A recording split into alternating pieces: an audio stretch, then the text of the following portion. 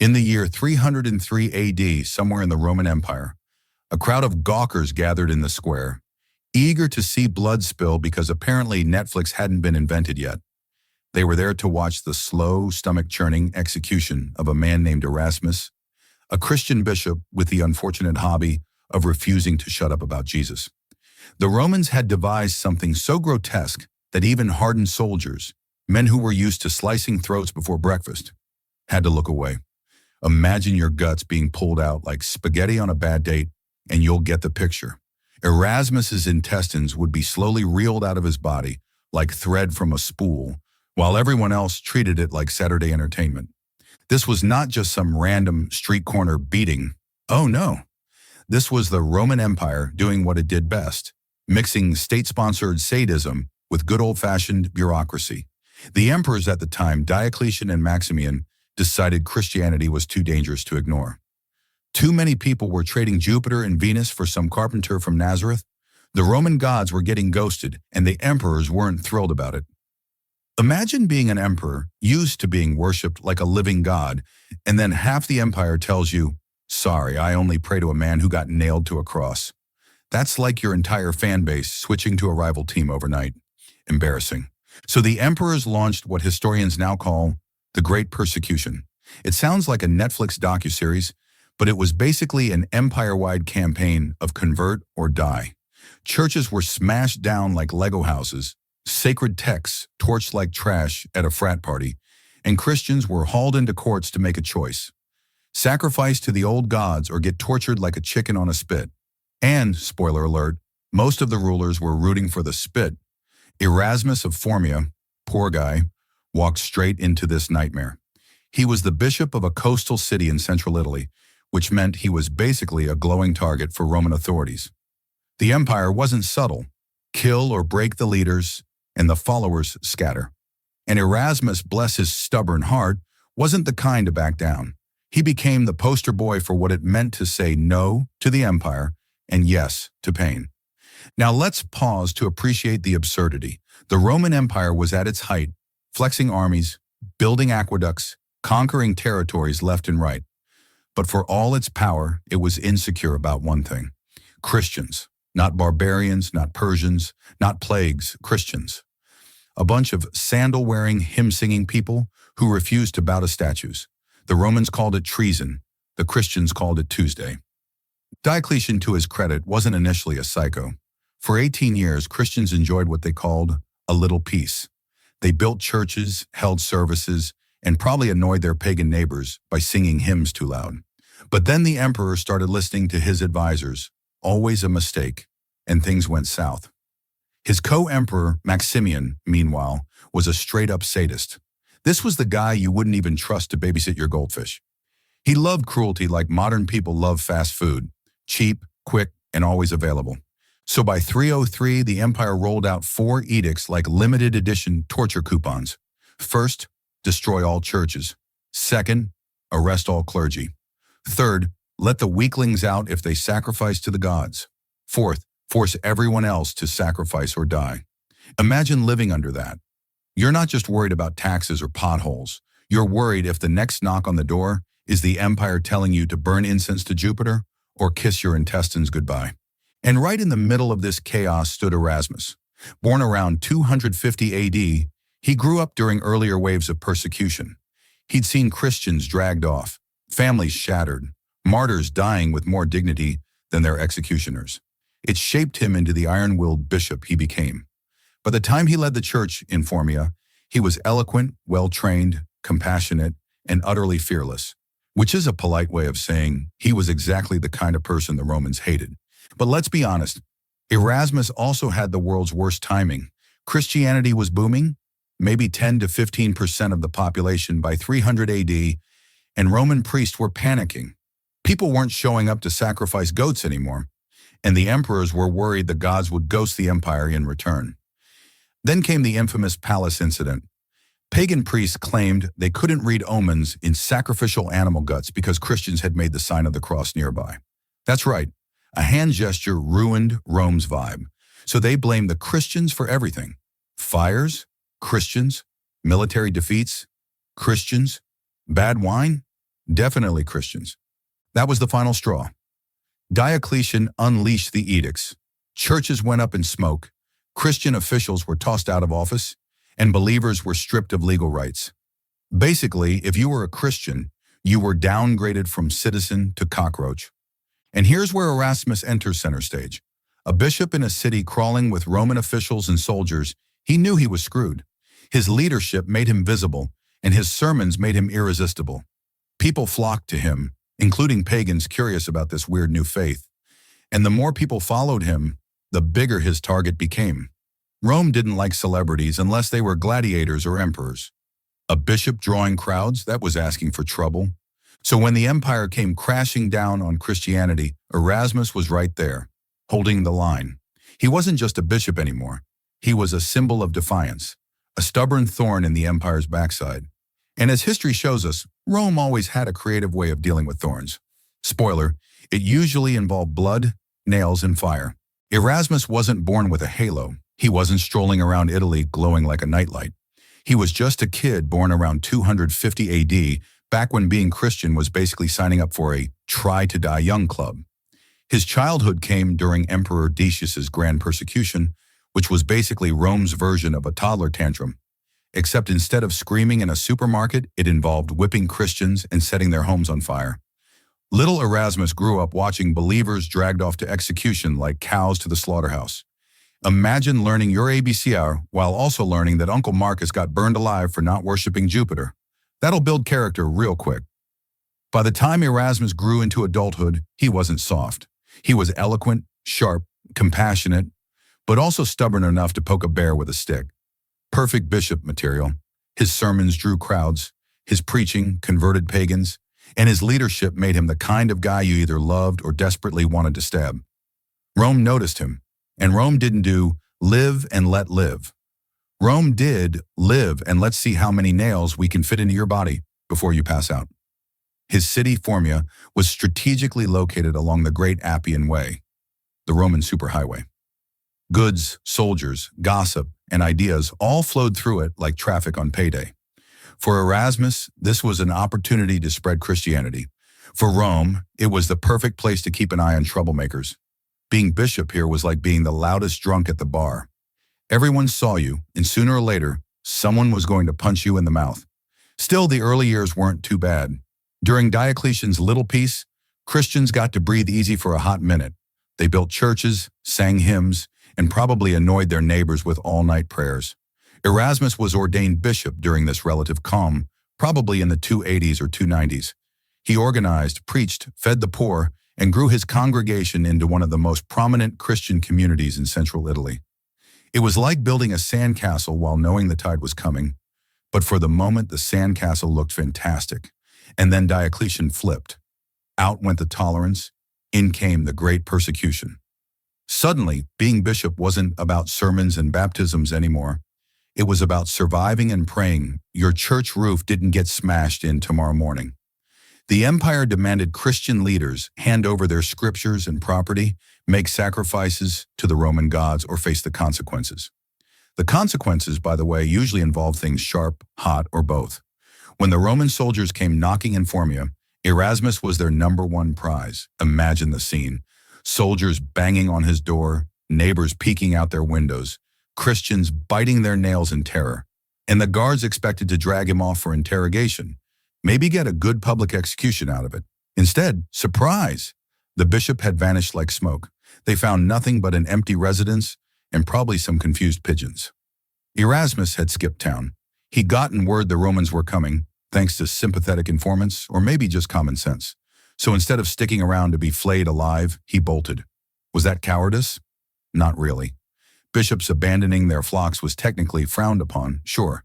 But Erasmus wasn't just thinking of himself. He knew if he got caught, the Christians of Formia would be decapitated. Spiritually, not literally, at least not yet. Better to flee and stay alive than hand Rome its trophy bishop on a platter. Where did he go? The mountains of Lebanon. Think about that. He left the warm Mediterranean coast for the rugged wilderness of rocky hills, caves, and freezing winters. He traded his bishop's house for caves and his flock for wild goats. If you've ever thought camping for 2 nights was bad, Imagine doing it for 7 years, with no marshmallows and no bug spray.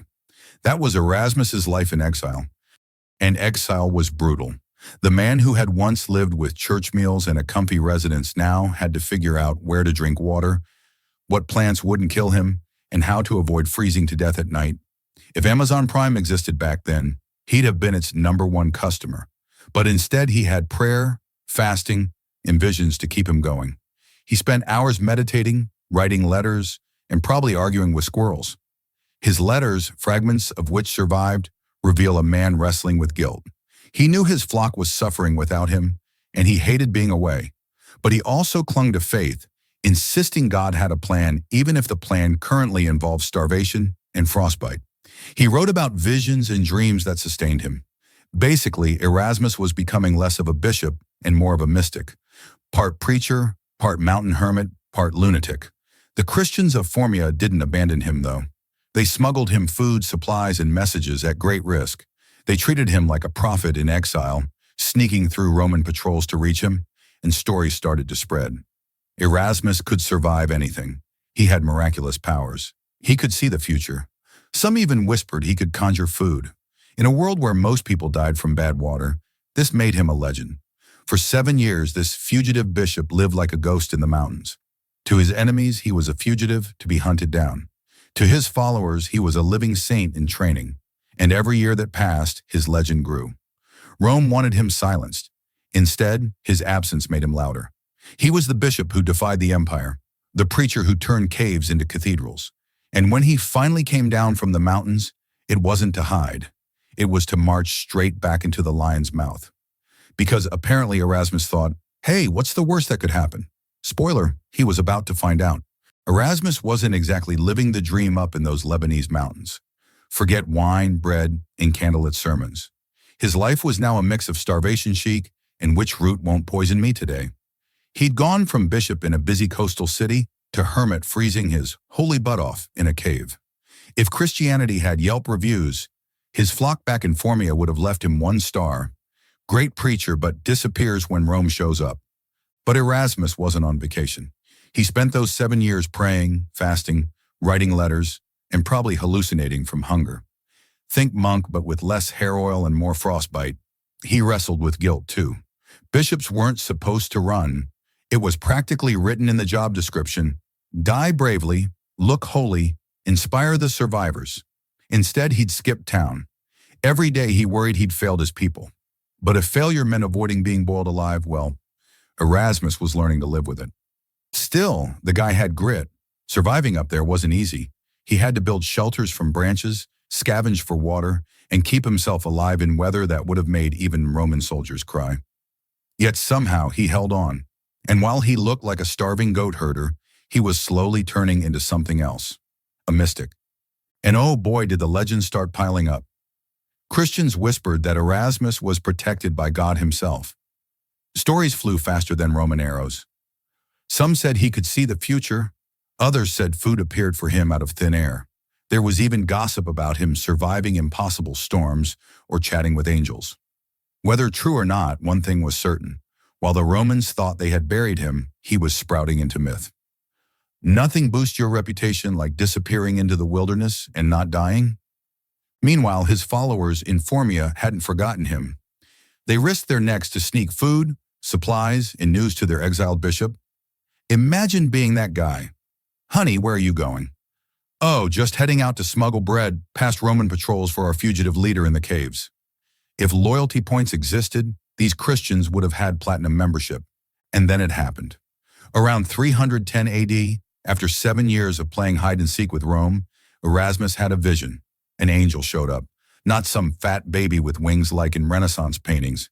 This was described as a terrifying divine being glowing with light and speaking with a voice like thunder. Basically, a celestial drill sergeant. And the message? Pack it up, Erasmus. Time to go back. Can you imagine his reaction? Excuse me, Mr. Angel, but have you seen what Rome does to people like me? They turn us into barbecue, but apparently heaven wasn't offering options. The angel made it clear, no more hiding. God wanted Erasmus back in Formia, facing whatever came next. And Erasmus, stubborn as ever, decided if God was asking, he'd comply. even if it was basically a suicide note signed by heaven. So Erasmus came down from the mountains. The trip back wasn't easy. He moved at night, dodged Roman patrols, and relied on the underground Christian network that had smuggled him food for years. These brave folks became his lifeline, sneaking him through checkpoints and feeding him as he headed straight toward the empire that wanted him dead. It was like voluntarily walking into a bear trap because God told you to. When word spread that Erasmus was back, Christians in Formia were torn between joy and horror. On the one hand, their beloved bishop had returned. On the other hand, he was basically carrying a neon sign saying, "Arrest me." Some begged him to go back into hiding, but Erasmus wasn't budging. He told them God had commanded his return, and if Rome wanted his head, they'd have to take it. And then instead of laying low, Erasmus marched right back into public ministry. He started preaching again, louder than ever, holding services and meeting with leaders. His sermons during this time were on fire. Figuratively, not literally, that came later. He preached about martyrdom being the ultimate privilege, about pain being temporary and heaven eternal, and about how suffering for Christ was basically the gold medal of faith. In short, Erasmus was prepping everyone for torture like it was the Olympics. The crowds grew. Christians flocked to him. Curious pagans showed up just to hear this madman who had returned from exile with a death wish. His words were fearless, his presence magnetic.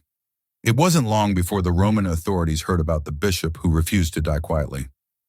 And trust me, Rome did not like repeat offenders. The arrest was inevitable. Soldiers finally caught him during a worship service. Picture it. Christians gathered in secret, singing hymns, breaking bread, when suddenly the doors crash open and soldiers flood in. Chaos everywhere, people screaming, soldiers shouting. And Erasmus, calm as a man sipping wine. He didn't run, he didn't fight. He simply finished the service, blessed his flock one last time, and walked toward the soldiers like he was going on a picnic. His dignity stunned everyone. Even some soldiers hesitated, watching this gaunt, fearless bishop shuffle forward in chains like he was mocking their power. He'd been a fugitive for 7 years, but the second he chose to stand, he stood taller than Rome itself. And the Christians watching him knew, whatever was about to happen next, their bishop had already won in spirit. The Romans loved their drama, and the trial of Bishop Erasmus was a front-row ticket to one of the greatest God versus Caesar showdowns ever staged. Picture it, a gaunt bishop in chains dragged into the imperial presence of Diocletian, the emperor who thought he was the smartest man in sandals. On one side, Rome's political powerhouse. On the other, a half-starved fugitive with nothing but a Bible and a spine made of iron. The setup was perfect for humiliation, except the only one getting humiliated was Rome. Diocletian, to his credit, didn't start with whips and nails. No, he tried the nice approach. He offered Erasmus wealth, safety, even status, if only he would toss a little incense to Jupiter and pretend the Roman gods weren't just stone statues in desperate need of a cleaning crew. The emperor's logic was simple. Break the bishop with bribes, and the whole Christian movement takes a gut punch. Imagine the headlines. Famous bishop bows to Jupiter, converts flock back to goat sacrifices. But Erasmus didn't bite. He politely told the emperor, "Sorry, my boss is Jesus. He outranks you," which translated into Roman politics meant, "You may run the world, Diocletian, but I'm not scared of your leather skirt." Respectful but defiant, the perfect way to irritate an emperor. So the nice approach died fast. Enter the torture games. The Romans didn't just want Erasmus dead. They wanted him humiliated, broken, begging, because nothing says imperial authority like spending hours inventing new ways to barbecue one bishop. First came beatings with rods and whips. Soldiers lined up like it was gym class, except instead of dodgeballs, they had sticks. Each blow was meant to snap Erasmus's resolve. Instead, the man prayed out loud. Can you imagine? Every crack of the whip, and Erasmus responded with prayers. Not for himself, but for the very soldiers peeling his skin. Talk about awkward. Nothing ruins a good flogging like your victim blessing you while you swing. But the Romans weren't done. They decided to cook him, literally. Out came the cauldron of boiling oil. Soldiers heated it until it bubbled and hissed, then shoved Erasmus into the scalding bath. Normally, this would be a one-way ticket to crispy martyrdom. Instead, he came out looking fresher than before. Not a burn on him. The crowd gasped. The executioners looked like idiots. And Erasmus probably thought, Nice spa treatment, guys. Got any wine with that? The miracle sent shockwaves through the court. Soldiers whispered. Officials trembled. Some even converted on the spot. Imagine being the emperor, thinking you've cooked a man alive, and instead he climbs out smiling like he just enjoyed a hot tub. Talk about bad PR. Diocletian's plan to humiliate Erasmus had backfired harder than a Roman sewer system. Embarrassed, the emperor tossed Erasmus into prison. This wasn't a rickety village jail. No, this was a fortress built for the worst of Rome's enemies. Thick stone walls, iron bars, guards who looked like they'd eat nails for breakfast. Erasmus was chained hand and foot, locked in the deepest cell. Rome thought it had solved its bishop problem. And then Erasmus escaped. Not by digging a tunnel or bribing guards. No, he just prayed. His chains fell off, and the doors swung open like a divine locksmith had clocked in. By morning, the guards were scratching their heads, swearing they'd heard nothing all night. Imagine explaining that to your boss. Yeah, about the prisoner. He just kind of vanished.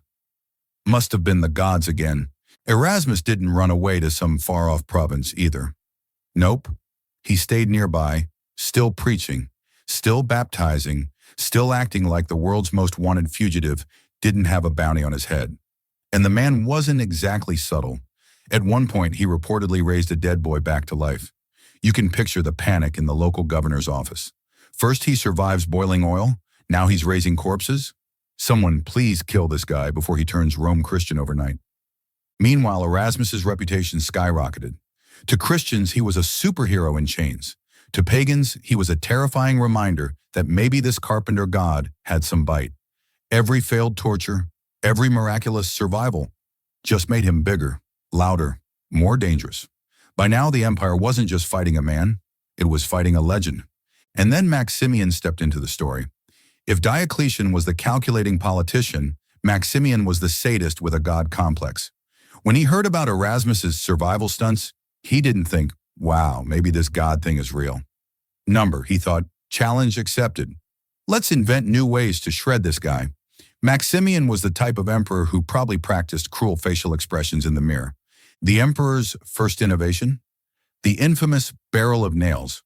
Imagine a giant wooden barrel lined with iron spikes, built not to kill instantly, but to shred slowly. Erasmus was shoved inside, sealed up, and the barrel was rolled down a rocky hillside. Each bounce drove the nails deeper. The crowd cheered. Erasmus screamed. Maximian probably grinned like a maniac. And when the barrel finally stopped at the bottom, the Romans expected mush. Instead, Erasmus was still alive. Bloody, broken, but alive. The crowd lost it. Some converted on the spot. Others ran screaming. Maximian's soldiers looked like they wanted to resign. And Erasmus? Still praying, still defiant, still refusing to die properly. At this point, the emperors must have been tearing their hair out. Every attempt to kill Erasmus had backfired. Instead of discrediting him, they turned him into a walking miracle show. Rome was supposed to look powerful. Instead, it looked like a clown car of failed executions. Maximian wasn't the kind of emperor to take embarrassment lightly. This was the man who thought cruelty was a lifestyle. If Diocletian was the bureaucrat of persecution, Maximian was the unhinged showman. The guy who'd ask, how can we make this even bloodier? And then actually build it. So when news spread that Erasmus had survived boiling oil, escaped prison, and even outlived a barrel of nails, Maximian didn't see a bishop anymore. He saw a personal grudge match, and he wasn't about to lose. Let's pause to appreciate the absurdity. Rome was the most powerful empire in the world, yet it was spending its time and resources trying to kill one skinny Christian bishop. Armies on the frontiers? Barbarians? Economic collapse? Forget that. The empire was busy rolling bishops down hills like medieval pinballs. The barrel of nails itself deserves its own spotlight. It was Rome's twisted version of a carnival ride. Craftsmen were ordered to build a giant wooden drum, but instead of lining it with cushions, they hammered in nails and spikes. Not too long, not too short, just perfect for shredding flesh without hitting anything immediately fatal. They wanted Erasmus to suffer for hours, not seconds. Imagine an emperor micromanaging carpenters. No, make the spikes jagged, not smooth. We're torturing a bishop, not making wine. On the big day, crowds gathered as if it were a festival. Vendors probably sold figs and cheap wine while gossip spread about how this would finally be the end of the bishop who just wouldn't die. Maximian gave a speech flexing his cruelty. Today we prove that your Christian God can't save this man. Erasmus was stripped naked, shoved into the nail barrel, and sealed inside like a gruesome package. Then with great ceremony, soldiers pushed it over the edge of a rocky hill. Down it went. Crunch, thud. Screams echoed from inside as the barrel smashed rocks and tore through his skin. Each bounce drove spikes deeper, shredding him like cabbage on a grater. The crowd roared. Soldiers smirked. Maximian probably thought, finally a win. But when the barrel stopped rolling at the bottom, guess who was still alive? Yep, Bishop Erasmus. Bloodied, torn, half dead, but somehow still breathing, still praying, still defying the empire like an indestructible cockroach in holy robes. Soldiers stared in disbelief. The crowd gasped, and Maximian looked like someone had spat in his wine. This was supposed to be a public demonstration of Rome's power, but it turned into yet another episode of This Christian Won't Die. The spectacle backfired. Instead of proving pagan gods were supreme, it made people whisper about the Christian God being unstoppable. Some in the crowd even converted on the spot, falling to their knees in awe.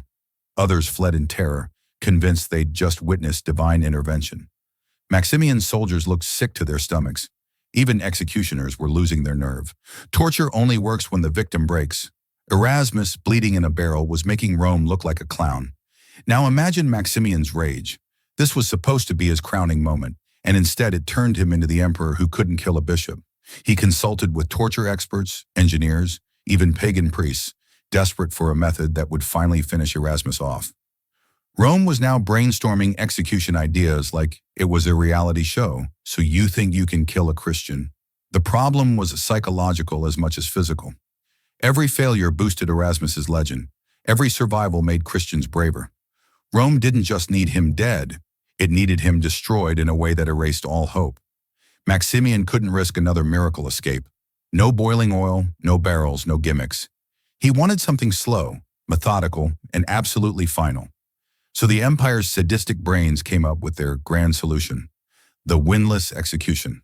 A device normally used to haul ropes and heavy loads would be modified for one very special purpose: pulling out Erasmus's intestines, slowly, carefully, like unraveling a spool of thread. It was disgusting, cruel, and guaranteed fatal. No divine intervention could spin this into a happy ending. The plan was theatrical, of course. They scheduled it for a public holiday so the largest possible crowd could watch. This wasn't just execution. It was propaganda theater. Rome needed to crush Christian morale, and Erasmus's death would be the hammer. Picture the scene: a massive public square packed with officials, soldiers, locals, and even Christians sneaking in despite the danger. In the center stood the windlass, polished and gleaming in the sunlight like some satanic stage prop. The air buzzed with anticipation, dread, and morbid curiosity. Everyone knew this wasn't going to be quick. And then Erasmus was brought out, gaunt, scarred, weak from months of torture, but still upright, still calm. Witnesses said he looked radiant, not because of skincare, but because somehow, after all this, he still carried peace in his eyes. He looked at the crowd, smiled, and started praying for them. Imagine that, praying for the same people who came to watch him be disemboweled. The Romans strapped him down, sliced open his belly, and tied a length of intestine to the windlass. The executioners explained the process to the audience like it was a cooking show. Today we'll be extracting guts slowly for maximum suffering. And then the crank began to turn. Inch by inch, Erasmus's intestines unspooled like string. The crowd groaned. Some gagged. But Erasmus, still praying, still forgiving, even thanking God for the privilege of suffering. Maximian must have been seething. The empire had turned a bishop into a bloody spectacle, yet Erasmus transformed it into a sermon. His guts were literally hanging out, and he was still preaching hope. Every crank of the windlass deepened the horror, but also the legend. The crowd wasn't seeing a broken man. They were seeing faith that mocked Rome's brutality. The Romans thought the windlass execution would be the empire's mic drop. No more miracles, no more escapes. This wasn't boiling oil or barrels of nails. This was Rome at its most sadistic and practical. The plan was simple: tie Erasmus's guts to a giant crank and roll them out slowly, like rope off a spool. It wasn't just an execution. It was performance art in blood and intestines. The day was chosen carefully. A public holiday, crowds packed into the square, soldiers stationed like ushers at a horror theater. Everyone came to watch, officials in their togas, soldiers itching for gore, pagans who wanted proof the Christian God was a fraud, and Christians hiding in plain sight, praying for a miracle that wasn't coming. In the middle stood the windlass machine, gleaming in the sunlight like some monstrous kitchen tool. It looked less like an execution device and more like something you'd use to tenderize meat, which in a way it was. Then came Erasmus, scarred, starved, half dead already, but still walking, still calm, still carrying that maddening faith Rome couldn't break. Witnesses said he even smiled, praying for the crowd's salvation. Imagine that. The guy about to be turned into human yarn is the only one acting civilized. The rest of them were drooling like kids at a circus. The executioners, proud of their craftsmanship, explained the process to the audience, as if this was a cooking demo. Step 1, slice the belly. Step 2, tie the intestines to the crank. Step 3, start turning until the bishop becomes spaghetti. The crowd gasped when the incision was made, some gagging, others cheering. But Erasmus, he just kept praying, not for mercy, but for his killers. Forgive them, God, for they're just doing their jobs, he might as well have said, like some heavenly HR manager giving a performance review. And then the turning began. The crank squealed, the rope pulled taut, and Erasmus' guts slid out inch by inch. Each turn drew more intestine, each rotation a slow-motion death. People in the crowd fainted, soldiers grimaced, but Erasmus never stopped speaking. His voice carried over the square, forgiving, preaching, even cracking what sounded like prayers of gratitude. The guy was literally being unwound like a roll of carpet, and he was still thanking God. Talk about stealing the spotlight. For hours, the torture continued. The Romans knew exactly which organs to avoid to keep him alive. It wasn't about killing him quickly. It was about dragging the agony out, making every spectator feel the weight of Roman power. But the irony was brutal.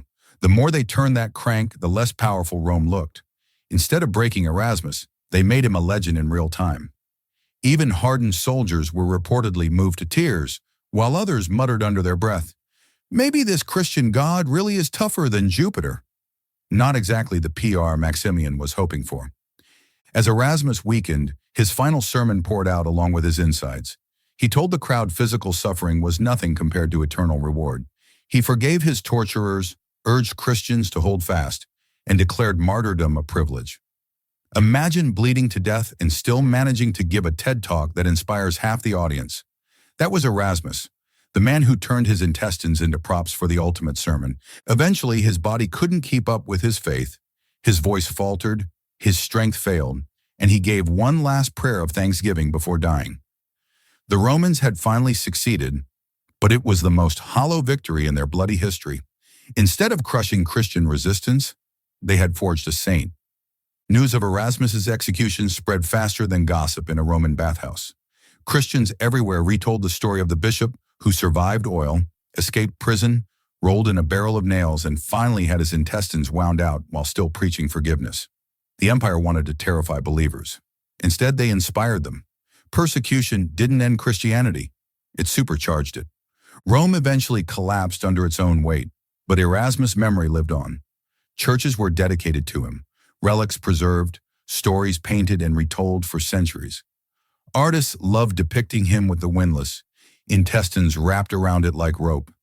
It was grotesque, it was graphic, and it reminded everyone what faith really cost. Sailors made him their patron saint, maybe because ropes and rigging reminded them of his execution. Doctors claimed him too, since intestines were kind of his thing. If you had stomach problems in the Middle Ages, Erasmus was your guy. His story grew beyond the blood. Theologians used him as proof that spiritual conviction beats earthly power. Medieval chroniclers saw him as the ultimate symbol of standing up to tyranny. Renaissance artists painted him as a gruesome icon. Even Protestant reformers, who hated saints, couldn't ignore him.